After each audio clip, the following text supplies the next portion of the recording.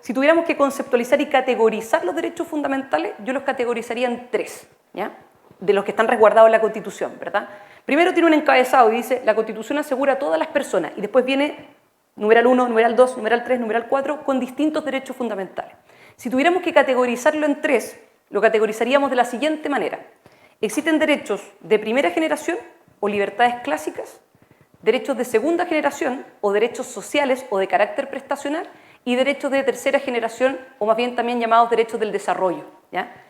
Ejemplos de los primeros tipos de derechos: derecho de primera generación, libertades clásicas. ¿Cuál es la diferencia entre ellos? El rol que cumple el Estado. En los derechos de primera generación o libertades clásicas, el rol del Estado es de abstención. El Estado no se puede involucrar, ¿cierto? No tiene un rol activo en ese tipo de derechos. Ejemplos de esos derechos: derecho a la vida, libertad personal, la libertad de movilización, el hecho de que yo me pueda mover de un sector a otro o bien quedarme en un determinado lugar, libertad de asociación, libertad de conciencia, libertad de expresión, derecho a propiedad, libre emprendimiento. Esos son ejemplos de libertades clásicas que están resguardadas en la Constitución, ¿ya? Segundo tipo de derecho, derechos sociales o de carácter prestacional, derechos de segunda generación. Como yo les decía anteriormente, la diferencia entre uno y otro depende del rol que tiene el Estado. Si el rol del Estado en los derechos de primera era de abstención, el rol que cumple el Estado en los derechos de segunda o derechos de carácter prestacional o social es activo. El Estado se pone con recursos, se pone con lucas, ¿cierto?